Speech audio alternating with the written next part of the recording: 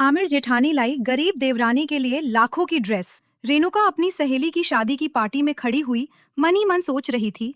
हे भगवान, यहाँ सभी लोग इतने सुंदर सुंदर नए कपड़े पहन कर आए हैं और मैं इतने पुराने कपड़े पहन कर आई हूँ। अगर किसी ने मुझे देख लिया तो मेरी बहुत बेइज्जती हो जाएगी। ऐसा करती हूँ कि जल्दी से खाना खाकर मैं चुपचाप यहाँ से चली जाती हूँ। ऐसा सोचकर रेणुका जल्दी से आगे बढ़ने लगती है। तभी शालिनी अपनी सहेलियों के साथ रेणुका के पास आती है और उसके कपड़े को ध्यान से देखते हुए कहती है, अरे रेणुका, ये क्या? फिर तू इन पुराने कपड़ों में शादी में आ गई? कम से कम शादी ब्याह में तो ढंग के कपड़े पहन लिया कर। ये देख, मैंने इस शादी के लिए स्पेशली 25,000 की नई ड्रेस खरीदी है। कैसी लग रही है मेरी ड्रेस? हाँ शालिनी, सचमुच तेरी ड्रेस बहुत सुंदर लग रही है। और आज ही क्यों? तेरी ड्रेस तो हमेशा ही सुंदर रहती है। वो तो ठीक है, पर तुझे भी ढंग के कपड़े पहनकर शादी में आना चाहिए। ऐसे पुराने कपड़े शादी में कौन पहनता है? हाँ यार रेणुका, शालिनी ठीक कह रही है। पिछली शादी में भी तू यही पहनकर आ गई थी। तेरी ये ड्रेस कितनी पुरानी हो गई है, तू इसे फेंक क्यों नहीं देती? अब और कितने दिन तक इसी ड्रेस को पहनती रहेगी? क्या करूं यार, तुम लोग तो जानते हो कि मेरे पिताजी एक साधारण मजदूर हैं। मैं भला इतने महंगे कपड़े कहाँ से पहनूंगी? इसीलिए मैं इसी ड्रेस को पहन लेती हूँ। तुम लोगों की तरह बार बार नहीं ड्रेस नहीं खरीद सकती। छोड़ो ना यार, ये गरीब है, हमारे जैसे महंगे कपड़े नहीं पहन सकती। इसे तो इन्हीं पुराने कपड़ों में अपनी जिंदगी गुजारनी होगी। जाने दे, हम लोग इसके साथ अपना समय क्यों बर्बाद करें। चल, हम लोग अपनी फोटोज लेते हैं। रेणुका, चल तू भी आजा हमारे साथ पिक में। अरे नहीं नहीं, इसे रहने देते हैं। अगर इतनी पुरानी ड्रेस के साथ हमने पिक ली और उसे स्टेटस में लगाया तो लोग क्या कहेंगे? हमारी तो बेइज्जती हो जाएगी। रहने दे, इसके लिए यही ठीक है कि ये हमारी पिक में ना आए। ऐसा कहकर शालिनी अपनी सहेलियों के साथ वहां से चली जाती है। थोड़ी देर बाद रेणुका अपने घर आ जाती है। तब रेणुका की माँ कहती है, रेणुका बेटा, आ गई तू पार्टी से? अरे तू इतनी उदास क्यों दिख रही है? और तूने पार्टी में खाना वाना अच्छे से खाया या नहीं? नहीं माँ, मैंने खाना नहीं खाया। तुम्हें तो पता है ना कि मैं पुराने कपड़े पहन कर गई थी और पुराने कपड़ों में कितनी बेइज्जती होती है। माँ, लगता है दीदी को हमारी पड़ोसन शालिनी दीदी मिल गई थी, इसलिए वो ऐसी बातें कर रही है। हाँ मुकेश, तू सही कह रहा है। शालिनी ने मेरे पुराने कपड़ों की वजह से मेरी सहेलियों के सामने मेरी बहुत बेइज्जती की। पता नहीं ये शालिनी की बच्ची अमीर है तो खुद को क्या समझती है। अरे बेटा, वो अमीर है ना, इसलिए उसे घमंड है। तू ध्यान मत दे, कुछ नहीं होता उसके बेइज्जती करने से। तेरी बेइज्जती थोड़ी ना हो गई। अच्छा रेणुका बेटा, ये सारी बातें छोड़, अब भूख लगी है, चल हमारे साथ तू भी खाना खा ले। फिर कविता मिट्टी के चूल्हे पर गरम गरम रोटियां सेकती है। सभी लोग चटाई पर साथ बैठकर खाना खाते हैं और फिर सो जाते हैं। अगले दिन दिलीप सुबह सुबह नाश्ता करके मजदूरी पर चला जाता है और मुकेश स्कूल चला जाता है। फिर रेणुका घर का सारा काम खत्म करती है और अपनी माँ से कहती है, माँ, घर में सारी सब्जियाँ खत्म हो गई हैं। ऐसा करती हूँ कि मैं बाजार से सब्जियाँ ले आती हूँ। हाँ हाँ बेटा, जा, लेकिन शाम होने से पहले ही घर लौट आना। अब रेणुका सब्जियां लेने के लिए बाजार जाती है। वह अलग अलग तरह की सब्जियां खरीदती है और फिर वापस आने लगती है। तभी हमेशा की तरह रास्ते में उसे एक बहुत बड़ा मॉल दिखाई देता है। मॉल के बाहर स्टैचू पर एक बहुत सुंदर लहंगा लगा हुआ था। रेणुका वहीं रुक जाती है और उसे लहंगे को देखने लगती है। उस लहंगे को ध्यान से देखकर वो सोचती है, कितना सुंदर लहंगा है ये, जरूर ये बहुत महंगा होगा। काश मैं कभी ऐसा लहंगा पहन पाती। रेणुका ऐसा सोच ही रही थी कि तभी शालिनी अपनी सहेली के साथ उसी मॉल से शॉपिंग करके बाहर आती है। जैसे ही शालिनी रेणुका को देखती है, वह उसके पास आ जाती है और कहती है, किरण, तू देख रही है? रेणुका कितनी लालच भरी नजरों से इस लहंगे को देख रही है। हाँ शालिनी, बेचारी खरीद नहीं सकती ना, इसीलिए इतनी लालच भरी नजरों से देख रही है। वैसे किरण, तूने रेणुका को ये नहीं बताया कि मैंने तो इस ड्रेस से भी सुंदर और महंगी ड्रेस खरीदी है। ये गरीब है ना, शायद ये सुनकर ही खुश हो जाए। खरीद तो सकती नहीं ये ऐसी ड्रेस। हाँ यार, इसमें बताना क्या है? तू अमीर है, कोई भी ड्रेस खरीद सकती है। अच्छा रेणुका सुन, तुझे पता है ना कि हमारी सहेली कंचन की कल शादी है। देख, तू कंचन की शादी में मत जाना अपने पुराने कपड़े पहनकर, वरना तेरी बहुत बेइज्जती हो जाएगी। ठीक है शालिनी, मैं नहीं आऊंगी। लेकिन तुझे अमीर होने के नाते मेरी इतनी बेइज्जती करने का कोई हक नहीं बनता। अगर दोस्त ऐसे होते हैं तो दुश्मनों की क्या जरूरत है। ऐसा कहकर रेणुका रोते हुए अपने घर आ जाती है। उसे रोता हुआ देखकर उसका भाई मुकेश कहता है, क्या हुआ रेणुका दीदी? आज शालिनी दीदी ने फिर तुझे कुछ कहा क्या? हाँ मुकेश, शालिनी की नजर में हमारी गलती सिर्फ इतनी है कि हम गरीब हैं। मैं अच्छे कपड़े नहीं पहन सकती, इसलिए वो मुझे बार बार बेइज्जत करती है। काश हमारे पास भी पैसे होते तो हम भी महंगे महंगे कपड़े पहनते, और फिर वो शालिनी मुझे कुछ नहीं कह पाती। रेणुका बेटा, तू शालिनी की बातों का क्यों बुरा मानती है? ऐसी छोटी छोटी बातों को दिल पर नहीं लगाया करते बेटा। हाँ दीदी, और तू चिंता मत कर। जब मैं बड़ा होकर कमाने लगूंगा ना, तो तेरे लिए बहुत महंगी ड्रेस लेकर आऊंगा। अपने भाई और अपनी माँ की बात सुनकर रेणुका मुस्कुरा देती है। ऐसे ही कुछ दिन बीत जाते हैं। एक दिन रेणुका अपने घर में बैठी अपनी माँ के साथ सब्जियां काट रही होती है। तभी शालिनी वहां आती है और कहती है, रेणुका, कल मेरा जन्मदिन है और मैं तुझे अपने जन्मदिन की दावत देने आई हूँ। तू मेरे जन्मदिन पर जरूर आना। आखिर तू मेरी सहेली है, तुझे तो आना ही पड़ेगा। हाँ हाँ शालिनी, तू चिंता मत कर, मैं तेरे जन्मदिन पर जरूर आऊंगी। हाँ रेणुका, लेकिन अच्छे कपड़े पहनकर आना, ताकि मैं तेरे साथ फोटो लेकर उसे स्टेटस में डाल सकूं। पुराने कपड़े पहनकर मत आ जाना। अच्छा, अब मैं चलती हूँ। ऐसा कहकर शालिनी वहां से चली जाती है। शालिनी के जाने के बाद रेणुका अपनी माँ से कहती है, माँ, आपने देखा ना शालिनी क्या कहकर गई। मैं शालिनी की बर्थडे पर बिल्कुल नहीं जाऊंगी। शायद मेरी किस्मत में किसी की बर्थडे पार्टी में नए कपड़े पहनकर जाना लिखा ही नहीं है। तभी दिलीप घर आ जाता है और ये सारी बातें सुनकर कहता है, अरे बेटा, तू इतनी चिंता क्यों करती है? देख, आज मुझे मजदूरी करके थोड़े ज्यादा पैसे मिले हैं। तू ये पैसे रख ले और इससे अपने लिए कपड़े खरीद लेना। ऐसा कहकर दिलीप रेणुका को कुछ पैसे दे देता है। पैसे लेने के बाद रेणुका कहती है, पिताजी, इतने पैसों में अच्छे कपड़े थोड़ी ना आते हैं। आप तो रहने ही दीजिए, मुझे नहीं जाना किसी पार्टी में। बेटा, इतने पैसों में रेडीमेड कपड़े नहीं आ सकते, लेकिन हम बाजार से कपड़ा लेकर उसे सिलवा तो सकते हैं ना। माँ, ये तो आप ठीक कह रही हो। ठीक है, तो हम आज ही बाजार जाकर मेरे लिए कपड़ा ले आएंगे और उसे सिलवा लेंगे। फिर मैं वही पहनकर शालिनी के बर्थडे में चली जाऊंगी। शाम को रेणुका अपनी माँ के साथ बाजार जाकर अपने लिए कपड़े ले आती है और उसे ले जाकर दर्जी के पास सिलने के लिए डाल देती है और कहती है, भैया, बहुत सुंदर ड्रेस सिलना मेरी। और हाँ, मुझे कल शाम तक ये ड्रेस चाहिए। मुझे अपनी सहेली के बर्थडे पर पहनना है। अरे बिटिया, तुम बिल्कुल चिंता मत करो। मैं बहुत सुंदर ड्रेस बनाऊंगा और समय पर दे दूंगा।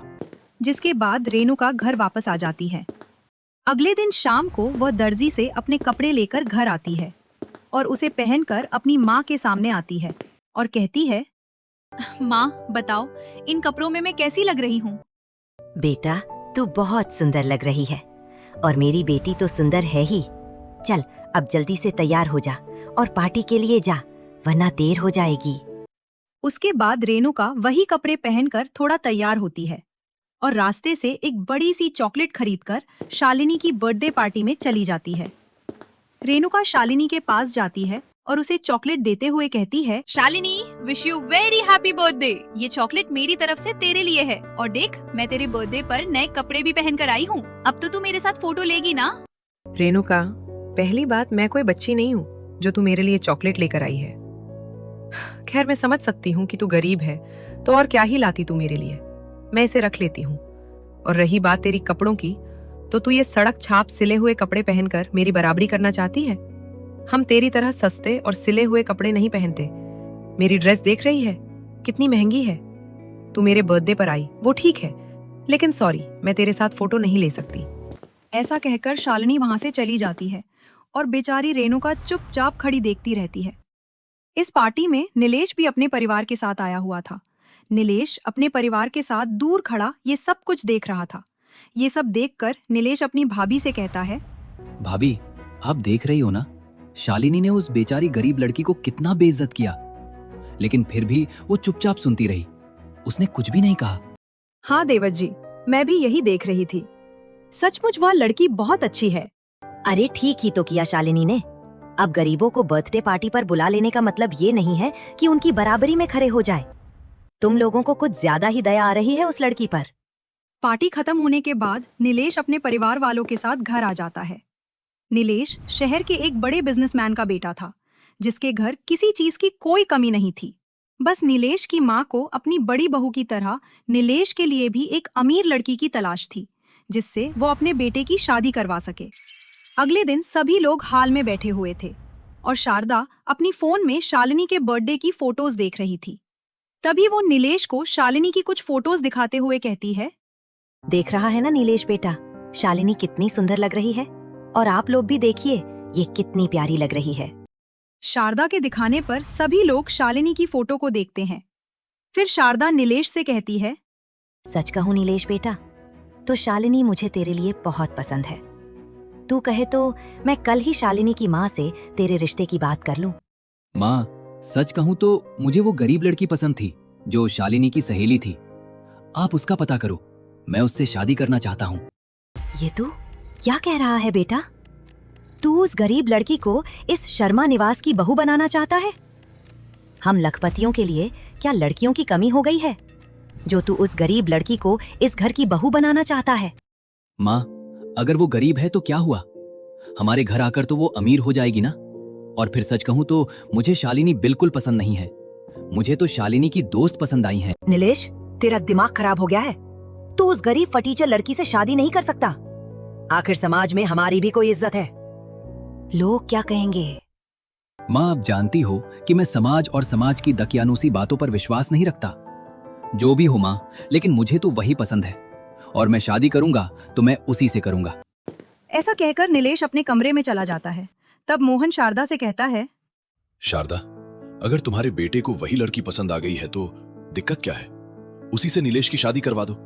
आखिर उसकी खुशी से ज्यादा इंपॉर्टेंट हमारे लिए कुछ और नहीं हो सकता। हाँ माँ, पिताजी सही कहते हैं। वैसे वह लड़की सचमुच बहुत अच्छी थी, मुझे भी वह बहुत अच्छी लगी। आपने देखा नहीं कि शालिनी की इतनी बेइज्जती करने के बाद भी उसने कोई हंगामा नहीं खड़ा किया। माँ, कोमल ठीक कह रही है। और फिर आप तो नीलेश को जानती हो कि अगर उसने जिद कर लिया तो वो वही करेगा जो वो चाहता है। ठीक है, तुम लोगों को जो सही लगता है वही करो। ऐसा कहकर शारदा अपने कमरे में चली जाती है। अगले दिन मोहन अपने पूरे परिवार के साथ रेणुका के घर रिश्ता लेकर पहुंचता है।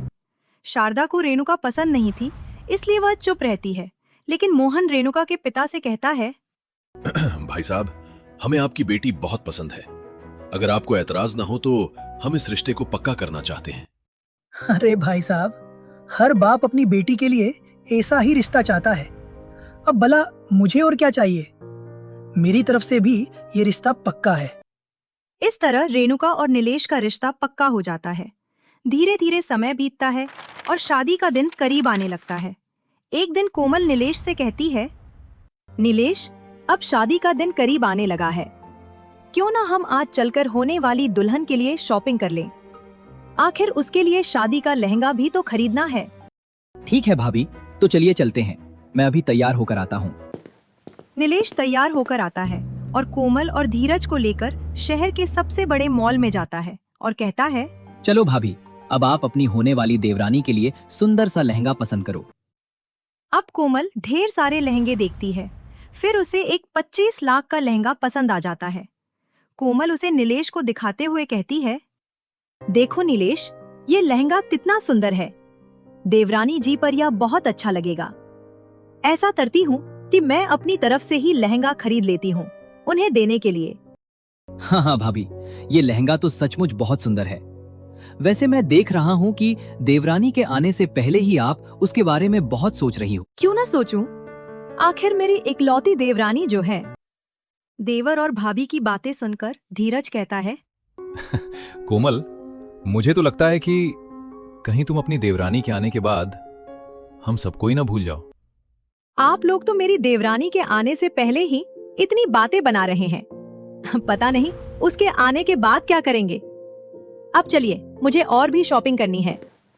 ऐसे ही शादी की तैयारियां पूरी हो जाती है और शादी का दिन भी आ जाता है। सभी लोग बारात लेकर वेन्यू पर पहुंचते हैं। फिर कोमल रेणुका के कमरे में आती है और उसे लाखों का लहंगा लाकर देते हुए कहती है, देवरानी जी, ये रहा आपकी शादी का लहंगा। मैंने बहुत मन से पसंद किया है। जल्दी से इसे पहनकर तैयार हो जाइए, बारात आ चुकी है। ठीक है जेठानी जी, मैं तैयार हो जाती हूँ। लहंगा देकर कोमल कमरे से बाहर चली जाती है। रेणुका की माँ यह सब देखकर रेणुका से कहती है, अरे वाह रेणुका बेटा, ये लहंगा तो बहुत सुंदर है। तेरी जेठानी अपनी गरीब देवरानी के लिए लाखों की ड्रेस लेकर आई है। हाँ माँ, आपको पता है ना कि मुझे हमेशा से महंगे कपड़े पहनने का कितना शौक था।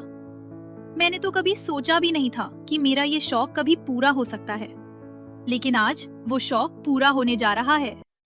हाँ बेटा, मैं भी तेरे लिए बहुत खुश हूँ। आज तो सभी की नजर सिर्फ तुझ पर टिकी रहेगी। अब जल्दी से इसे पहनकर तैयार हो जा। ऐसा कहकर कविता वहां से चली जाती है और रेणुका लहंगा पहनकर तैयार हो जाती है। जैसे ही वह लहंगा पहनकर स्टेज पर आती है तो नीलेश उसे देखता ही रह जाता है। रेणुका स्टेज पर जाकर नीलेश के साथ खड़ी हो जाती है और फिर थोड़ी देर बाद वरमाला होने लगती है। दोनों एक दूसरे को वरमाला पहनाते हैं। यह देखकर नीचे खड़ी शालिनी पूरी तरह जल जाती है। तभी किरण उससे कहती है, देख रही है शालिनी, भले ही रेणुका ने हमेशा सस्ते ड्रेस पहने हों, लेकिन आज उसकी अमीर जेठानी अपनी गरीब देवरानी के लिए लाखों का लहंगा लाई है। उसके ड्रेस के आगे तो हम सबके ड्रेस फीके पड़ गए हैं। हाँ किरण, इनकी तो औकात ही नहीं थी महंगे कपड़े पहनने की। इसीलिए कविता आंटी ने अपनी बेटी की बड़े घर में शादी कर दी, ताकि वो भी हमारी तरह महंगे कपड़े पहन सके। शालिनी की बात सुनकर उसकी माँ उसे समझाते हुए कहती है, शालिनी बेटा, ऐसा नहीं सोचते। रेणुका बेचारी तो हमेशा से ही महंगे कपड़ों के लिए तरसती रही है। अब अगर किस्मत से उसे महंगे कपड़े पहनने को मिल रहे हैं तो तुम लोग क्यों जल रही हो? वो तुम्हारी सहेली है, तुम्हें तो उसकी खुशी में खुश होना चाहिए। इस तरह रेणुका की शादी हो जाती है और वो विदा होकर अपने ससुराल आ जाती है। कोमल उसकी आरती उतारकर उसका गृह प्रवेश करवाती है। रेणुका घर के अंदर आती है और अपना बड़ा सा घर देखकर मन ही मन कहती है, वाह, मेरा ससुराल कितना बड़ा और कितना सुंदर है। मुझे तो विश्वास ही नहीं हो रहा कि मैं इतने बड़े घर की बहू बन गई हूँ। मेरे ससुराल वाले सचमुच बहुत अमीर हैं। उसे इस तरह घर देखते हुए देखकर शारदा ताना मारते हुए कहती है, बड़ी बहू, अब गृह प्रवेश हो गया हो तो छोटी बहू को उसके कमरे में पहुंचा दो, वरना छोटी बहू तो बस घर देखकर ही खुश होती रहेगी। वैसे भी इसने इतना बड़ा घर पहली बार देखा होगा। शारदा, तुम कभी अच्छा नहीं बोल सकती क्या? रेणुका बिटिया, तुम थक गई होगी, जाकर अपने कमरे में आराम करो। मोहन की बात सुनकर रेणुका अपने कमरे में चली जाती है। रेणुका और नीलेश आपस में ढेर सारी बातें करते हैं। अगले दिन सुबह कोमल रेणुका के कमरे में आती है और उसे एक सुंदर सी ड्रेस देते हुए कहती है, देवरानी जी, आज आपकी मुंह दिखाई की रस्म है। यह लीजिए, मेरी तरफ से यह साड़ी रख लीजिए। इसे पहनकर तैयार हो जाइए। इस साड़ी में आप बहुत सुंदर लगेंगी। लेकिन भाभी, ये साड़ी तो बहुत महंगी लगती है। जरूर ये 10 लाख की होगी। देवरानी जी, यह साड़ी लाखों की जरूर है, लेकिन आप उससे भी ज्यादा कीमती है। अब इसे पहनकर तैयार हो जाइए। ऐसा कहकर कोमल वहां से चली जाती है। वह साड़ी पाकर रेणुका बहुत खुश होती है। रेणुका उस साड़ी को पहनकर हल्का मेकअप करके तैयार हो जाती है, जिसके बाद रेणुका बहुत सुंदर लग रही होती है। वो हॉल में आती है, तब तक सभी पड़ोसनें आ चुकी होती हैं। अरे वाह शारदा, तू तो बहू बिल्कुल चांद का टुकड़ा लेकर आई है। यह सुनकर जहां रेणुका बहुत खुश हो जाती है, वहीं शारदा का मुंह बन जाता है। सभी पड़ोसनें रेणुका की बहुत तारीफ करती है। मुंह दिखाई की रस्म खत्म हो जाती है और सभी अपने अपने घर लौट जाती हैं। ऐसे ही कुछ दिन बीत जाते हैं। अब रेणुका अपने ससुराल में काफी घुल मिल गई थी, लेकिन अब तक वो अपनी सास का दिल नहीं जीत पाई थी। एक दिन नीलेश रेणुका से कहता है, रेणुका, अगले हफ्ते माँ और पिताजी की 25वीं शादी की सालगिरह है। अरे वाह नीलेश जी, ये तो बहुत खुशी की बात है। हम इस बार माँ जी और पिताजी की एनिवर्सरी मिलकर धूमधाम से मनाएंगे। हाँ रेणुका, मैं भी यही सोच रहा था। ऐसा करते हैं कि कल सुबह उठकर सभी से इस बारे में बात करते हैं। अगले दिन नीलेश सभी लोगों से कहता है, जैसा कि आप सब जानते हैं कि माँ और पिताजी की 25वीं वेडिंग एनिवर्सरी आने वाली है, तो क्यों ना हम इस बार इसे बड़े धूमधाम से मनाएं। हाँ नीलेश, ये तो बहुत अच्छा प्लान है। मैं ऐसा करता हूँ कि मेहमानों की लिस्ट बना लेता हूँ और साथ ही खाना बनाने के लिए रसोइया बुक कर देता हूँ। तुम डेकोरेशन की जिम्मेदारी ले लो और कोमल और रेणुका तुम दोनों माँ को शॉपिंग करा देना और अपने लिए भी ड्रेस ले लेना। हाँ हाँ, चिंता मत कीजिए। शॉपिंग का काम हम सब औरतें मिलकर देख लेंगे। सभी लोग शारदा और मोहन की 25वीं सालगिरह की तैयारी में लग जाते हैं। अगले दिन कोमल अपनी सास और देवरानी को लेकर शॉपिंग के लिए निकल जाती है। वे बहुत बड़े मॉल में पहुंचते हैं।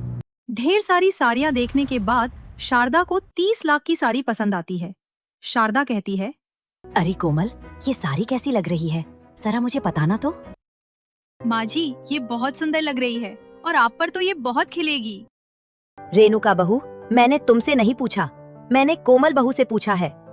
वैसे भी तुम्हें भला महंगे कपड़ों की क्या समझ। ओहो माँ जी, आप भी ना। और यह सब छोड़िए, यह साड़ी बहुत सुंदर है, आप इसे तो ले ही लीजिए। ऐसा कहकर कोमल वह साड़ी अपनी सास के लिए पैक करवा देती है। फिर वह अपनी देवरानी से कहती है, रेणुका, तुम भी अपनी पसंद की साड़ी देख लो। रहने दीजिए कोमल भाभी, मुझे तो बस वही साड़ी पसंद आई थी जो माझी ने ले ली। रेणुका, तुम उसी का दूसरा कलर ले लो। यह रही वह दूसरे कलर की साड़ी, तुम इसे भी काउंटर पर पहुंचाओ, मैं थोड़ी देर में आती हूँ। ऐसा कहकर कोमल रेणुका और शारदा को काउंटर पर भेज देती है। फिर कोमल एक और बहुत सुंदर ड्रेस उठाकर मन ही मन कुछ सोचने लगती है। थोड़ी देर बाद वे लोग घर आ जाते हैं। देखते ही देखते समय बीत जाता है और शारदा और मोहन की सालगिरह का दिन भी आ जाता है। कोमल अपनी सास के कमरे में आकर कहती है, माझी, शाम हो गई है और सभी मेहमान भी आने लगे हैं।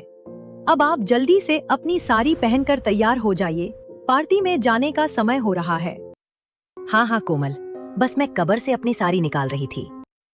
ऐसा कहकर शारदा कबर से साड़ी निकालती है और जैसे ही वह साड़ी देखती है उसके होश उड़ जाते हैं, क्योंकि वह साड़ी चूहे ने काट दी होती है। यह देखकर शारदा परेशान हो जाती है और कहती है, हे भगवान, ये क्या हो गया? लगता है किसी चूहे ने मेरी साड़ी कुतर दी। इतनी सुंदर साड़ी खराब हो गई। मेरे पास अभी पहनने के लिए दूसरे कपड़े भी नहीं हैं। अब मैं क्या करूं? अगर मैं अपनी 25वीं सालगिरह में नए कपड़े पहनकर नहीं गई तो लोग पता नहीं मेरा कितना मजाक उड़ाएंगे। माँ जी, शांत हो जाइए, हम देखते हैं, कोई ना कोई हल जरूर निकल आएगा। रेणुका भी शारदा की इतनी तेज आवाज सुनकर कमरे में आ जाती है। पूछने पर कोमल रेणुका को सारी बातें बताती है। ये सब सुनकर रेणुका अपने कमरे में जाती है और अपनी साड़ी लाकर अपनी सास को देते हुए कहती है, माँ जी, आप परेशान क्यों होती हैं? आपकी साड़ी चूहे ने कुतर दी तो क्या हुआ, आप मेरी साड़ी पहन लीजिए। वैसे भी ये साड़ी आपकी साड़ी का ही दूसरा कलर है। नहीं नहीं बहू, अगर मैं ये साड़ी पहनूंगी तो तुम क्या पहनोगी? माँ जी, आप इसकी बिल्कुल चिंता मत कीजिए। आपकी 25वीं सालगिरह है, आपका अच्छा दिखना ज्यादा जरूरी है। मैं कुछ और पहन लूंगी।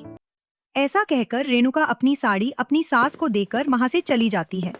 रेणुका के जाने के बाद कोमल अपनी सास से कहती है, माँ जी, रेणुका गरीब जरूर है, लेकिन उसका दिल सचमुच बहुत बड़ा है। अच्छा, आप तैयार हो जाइए, मैं चलती हूँ। ऐसा कहकर कोमल वहां से चली जाती है। कोमल के जाने के बाद शारदा अपने मन में सोचती है, सच कहती है कोमल, गरीबी और अमीरी अपनी जगह है, लेकिन मेरी बहू का मन बहुत बड़ा है। जिसके बाद शारदा तैयार होने लगती है। वहीं दूसरी तरफ रेणुका अपने लिए एक सिंपल सी साड़ी निकाल रही होती है, लेकिन इससे पहले कि रेणुका उसे पहनती, कोमल एक महंगी सी साड़ी रेणुका के कमरे में लेकर आती है और उसे देते हुए कहती है, अरे रेणुका, तुम ये क्या पहनने जा रही हो? तुम्हें यह सिंपल सी साड़ी पहनने की कोई जरूरत नहीं है। तुम्हारी जेठानी तुम्हारे लिए लाखों की साड़ी लाई है। ये लो, ये रही वह साड़ी। ऐसा कहकर कोमल रेणुका को अपने हाथों से वो महंगी सुंदर सी साड़ी देती है। रेणुका वो साड़ी देखकर बहुत खुश होती है और कहती है, भाभी, ये साड़ी सच में बहुत सुंदर है। लेकिन भाभी, इस साड़ी को तो मैंने मॉल में देखा था, क्या आपने वहीं से खरीदी है? दरअसल तुम्हारे जाने के बाद तुम्हें गिफ्ट देने के लिए मैंने यह साड़ी खरीदी थी, और किस्मत देखो कि मेरा गिफ्ट आज तुम्हारे ही काम आ गया। चलो, अब जल्दी से यह ड्रेस पहनकर तैयार हो जाओ, हमें माँ जी को लेकर पार्टी में भी पहुँचना है। ऐसा कहकर कोमल वहां से चली जाती है। सभी लोग तैयार होकर थोड़ी देर बाद पार्टी में पहुंच जाते हैं। पार्टी में पहुंचकर कोमल रेणुका से कहती है, तुम्हारे लिए एक सरप्राइज और है।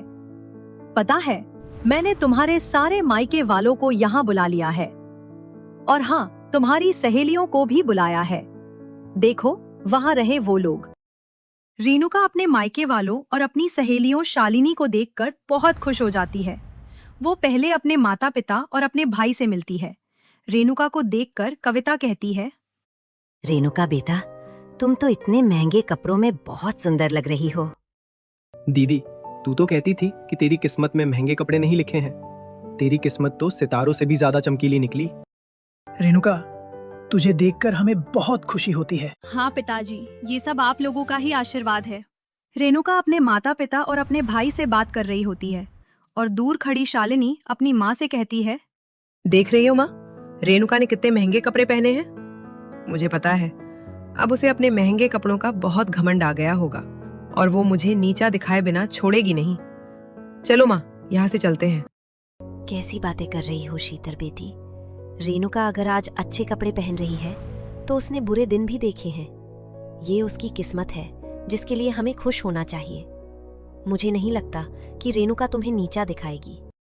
शालिनी की माँ ऐसा कह ही रही होती है कि रेणुका वहाँ आ जाती है और कहती है, नमस्ते आंटी, कैसी हो आप? हाँ बेटा, मैं अच्छी हूँ। अरे शालिनी, देख क्या रही है?